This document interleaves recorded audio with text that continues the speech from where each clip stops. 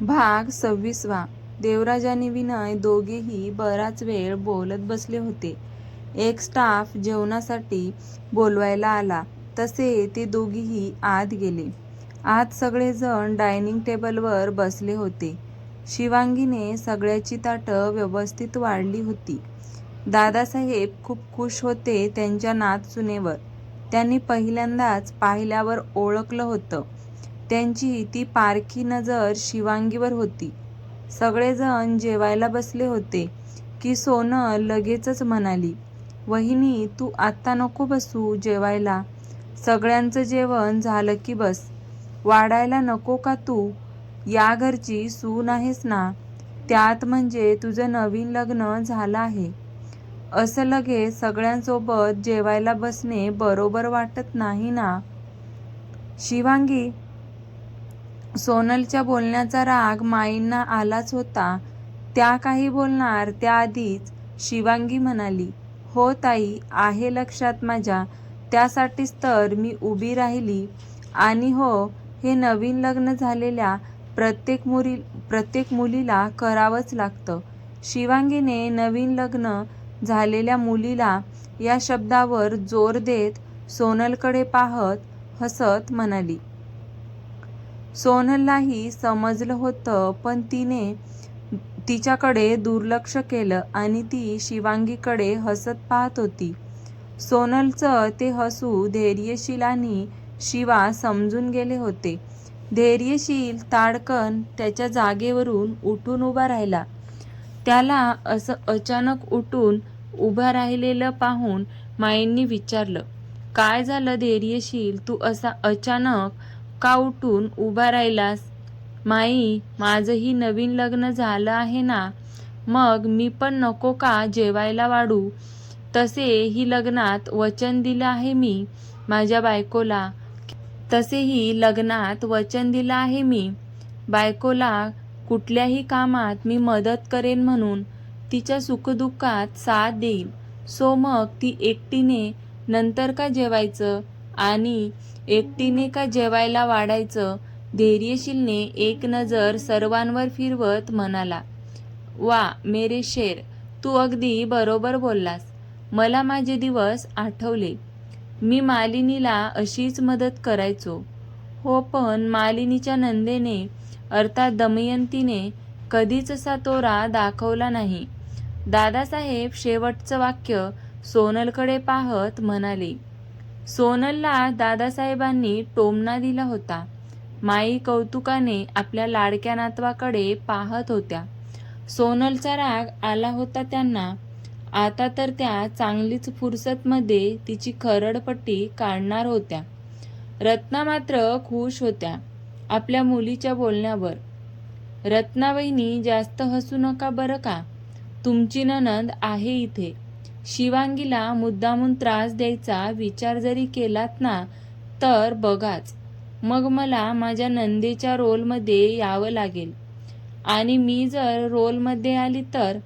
आत्या हळूच रत्नाला ऐकू जाईल इतक्या आवाजात म्हणाल्या. तशा रत्ना आत्याच्या बोलण्याने थोड्या घाबरल्याच, पण चेहऱ्यावर त्यांनी तसे दाखवले नाही. "मी काही करत नाही वंस." रत्ना आत्याकडे पाहत म्हणाल्या. "तुमच्या नणंद भावजयाच्या काय गप्पा सुरू आहेत? इतक्या हळू बोलत आहेत की कुणालाच ऐकू येत नाही." माई त्या दोघींकडे पाहत म्हणाल्या. "काही नाही माई, असंच बोलत होतो." "हो की नाही वहिनी?" आत्या हसत रत्नाकडे पाहत म्हणाल्या. "हो माई, असंच बोलत होतो." रत्नाही हसतच म्हणाल्या. त्या दोघींकडे माईंनी बारीक डोळे करून पाहिले. त्या दोघींचंही भलतंच चालू असतं. "बरं, गप्पा पुरे, आता जेवण करून घेऊ. जेवण झालं की आपल्याला भरपूर वेळ आहे गप्पा करायला." दादासाहेब म्हणाले. त्यांच्या बोलण्याला सगळ्यांनी दुजोरा दिला. "जेवण उत्तम झालं आहे." दादासाहेबांनी जेवणाची तारीफ केली. "मामा, ती भरली वांगी शिवांगीने केली आहे." आत्या म्हणाल्या. "खूपच छान सुनबाई, या इथे या." दादासाहेबांनी शिवांगीला बोलावलं. तसे तिने धैर्यशीलकडे पाहिले. तो नजरेने तिला जा बोलत होता. सुनबाई, घाबरू नका, आम्ही तुला काही ओरडणार नाही. या इथे, अशा समोर या, उभ्या राहा. दादासाहेब शिवांगीचा घाबरलेला चेहरा पाहून म्हणाले. शिवांगी येऊन त्यांच्या खुर्चीच्या बाजूला जाऊन उभी राहिली. हात पुढे करा, दादासाहेब म्हणाले. तसे तिने हात समोर केला. दादासाहेबांनी त्यांच्या खिशातून एक इन्व्हल्प आणि एक लाल रंगाची गोल डब्बी काढली. हे घ्या सुनबाई, तुमचं शगुन. खूप छान भाजी झाली आणि बासुंदीही खूप सुंदर झाली. दादासाहेब शिवांगीचे कौतुक करत म्हणाले. शिवांगी संकोच करत होती ते घ्यायला. तिने माईकडे पाहिले. माई घे म्हणाल्या. तिने ते आशीर्वाद म्हणून घेतले आणि लगेचच त्यांच्या पाया पडली. इथे मात्र रत्ना आणि सोनलच्या कपाळावर आट्या पडल्या. तिचं झालेलं कौतुक जरा त्यांच्या जिव्हारीच लागलं होतं. धैर्यशील आत्या, देवराज, माई सगळ्यांना आनंद झाला होता. माईच्या माहेरच्या लोकांनी सगळ्यांनी शिवांगीला शगुन दिला होता आणि भरपूर आशीर्वादही दिले होते.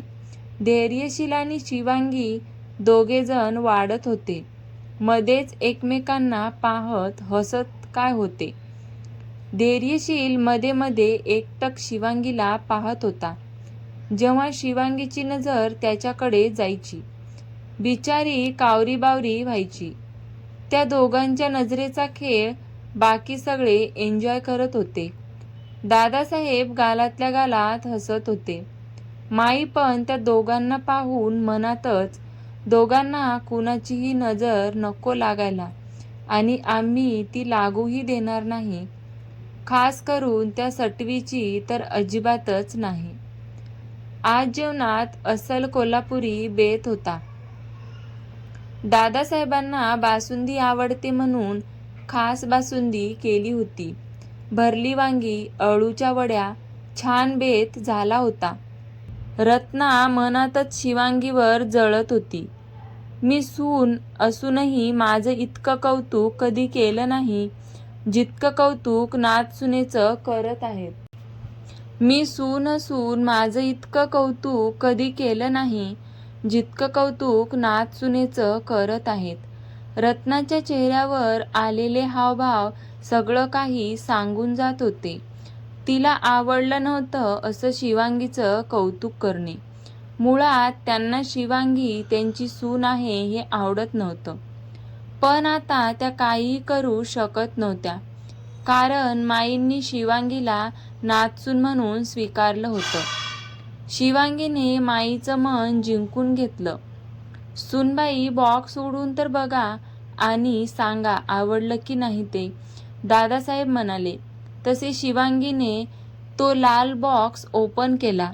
बॉक्स ओपन करताच सगळ्यांच्या नजरेत दिसले ते त्या बॉक्समध्ये असलेले सोन्याचे तोडे, नक्षीदार आणि पारंपरिक पद्धतीचे होते. पाहता क्षणी सगळ्यांना आवडले होते. तुला आवडले का, दादासाहेबांनी प्रेमळ आवाजात तिला विचारलं. हो दादासाहेब, तुमचे आशीर्वाद आहेत, शिवांगी म्हणाली. तसे दादासाहेब हसले. पुन्हा सगळे जेवण करू लागले. धैर्यशील शिवांगी नौटंकी करत जेवण वाढत होते. धैर्यशील तर आग्रह करून वाढत होता. वा, छान धैर्यशील, तूही अगदी परफेक्ट जेवायला वाढतो हा. अगदी एक एक कण सुद्धा तू खाली पाडला नाही. जरा शिकव रे शिवाला, म्हणजे कसं त्यालाही सवय होईल ना, शिवाची आई म्हणाली. आई, शिवा डोळे बारीक करून आईकडे पाहत होता. त्यांची सगळ्यांची जेवण झाल्यावर आता धैर्यशील आणि शिवांगी जेवायला बसले होते. एकमेकांच्या ताटात वाढून घेत होते. सॉरी सोनल, जे बोलली त्याबद्दल मी माफी मागते, धैर्यशील हळूच तिच्या कानाजवळ म्हणाला. अहो, तुम्ही कशाला माफी मागत आहात. आता एकेकाचा असतो स्वभाव तिरसट, त्याला आपण काहीच करू शकत नाही. तुम्ही अजिबात वाईट वाटून घेऊ नका, मी सांभाळून घेईल. शेवटी त्या माहेरवाशीण आहेत, त्यांचा अपमान करणे योग्य नाही, शिवांगी म्हणाली. सगळेजण हॉलमध्ये बसले होते. दोघंच डायनिंग टेबलवर जेवायला बसले होते. त्या दोघांचे बोलणे कुणी ऐकू शकत नव्हतं. धैर्यशील तिचे बोलणे ऐकून अजून तिच्यावर इम्प्रेस झाला होता. किती काळजी घेत होती, कुणाचंही मन दुखावत नाही. जरी समोरच्याने तिचं मन दुखावलं असेल तरीही. धैर्यशील बासुंदी खात शिवांगीकडे पाहतच मनात म्हणाला, काय झालं, असे का पाहत आहेत? शिवांगी भुवया उंचावत धैर्यशीलकडे पाहत म्हणाली, काही नाही. मान नाहीमध्ये डोलवत धैर्यशील म्हणाला, काही नाही. वहिनी, भाई काही हवं आहे का? श्रद्धा हळूच त्यांच्या मागे येऊन थोडं मोठ्याने म्हणाली. तिच्या आवाजाने ते दोघे जे एकमेकांच्या नजरेत हरवले होते ते एकदम भानावर आले. धैर्यशील इकडे तिकडे पाहत होता, तर शिवांगी लाजून खाली पाहत होती. तिची झुकलेली नजर त्यांच्या नजरेतून मात्र सुटली नाही आणि पुन्हा एकदा त्याच्या हृदयाची तार छेडली गेली होती. भाई, नजर नको लावू हा वहिनीला, आधीच सांगते तुला. श्रद्धा मुद्दामून धैर्यशीलला चिडवत होती. गप्प ग, काहीही काय बोलतेस? मी कशाला नजर लावू? मी कशाला लाजू? उगाच काही बोलतेस बरं. ते सोड, बासुंदी वाढ मला. धैर्यशीलने विषय बदलला. बरं, वाढते. पण भाई, तू लाजताना खूप छान दिसतो. श्रद्धा हसत त्याला बासुंदी वाढत म्हणाली. श्रद्धा, गप्प ग. धैर्यशील, ठीक आहे, सोडलं तुला. नेक्स्ट टाईम नाही हा. तुला चिडवायला मज्जा येते. श्रद्धा, एकदा का तुझं लग्न होऊ दे, मग बघ तुला आणि तुझ्या नवऱ्याला कसा पिडतो ते. धैर्यशील म्हणाला. तेव्हाच तेव्हा बघू. बरं वहिनी, तुला काय हवं आहे? श्रद्धाने विचारलं. मला ही बासुंदी वाढ. शिवांगी, आता मी नाही डिस्टर्ब करत. Enjoy dinner. श्रद्धा त्या दोघांकडे हसत पाहत बाहेर निघून गेली. ते दोघेही एकदम शांत होऊन जेवण करत होते. श्रद्धाच्या चिडवण्याने दोघेही लाजत होते. 5-10 मिनिटात त्यांचंही जेवण झालं आणि दोघेही हॉलमध्ये आले. जेवण झाल्यावर निवांत हॉलमध्ये येऊन सगळेजण बसले. दमयंती या घरात नेहमी सरस्वती, लक्ष्मी, अन्नपूर्णा वास करेल आणि कायम करत राहील. जेवणामुळे पोट तृप्त झालं. नाथ सुनबाई, लवकरच आम्हाला पंतूचं तोंड दाखवा, दादासाहेब शिवांगीला म्हणाले. तसे सगळ्यांनी त्यांच्या बोलण्याला दुजोरा दिला. फक्त 2 व्यक्तीची तोंड वाकडी होती आणि त्या 2 व्यक्ती म्हणजे तुम्हालाही समजलंच असणार. त्या 2 व्यक्ती कोण आहेत ते? गप्पा चांगल्याच रंगत आल्या होत्या. खूप दिवसांनी सगळेजण एकत्र आले होते. हसण्याचे आवाज त्या वाड्यामध्ये गुंजत होते. वाडा त्या आवाजाने अजून जास्त छान दिसत होता. घरातली माणसे खुश तर वास्तूही खुश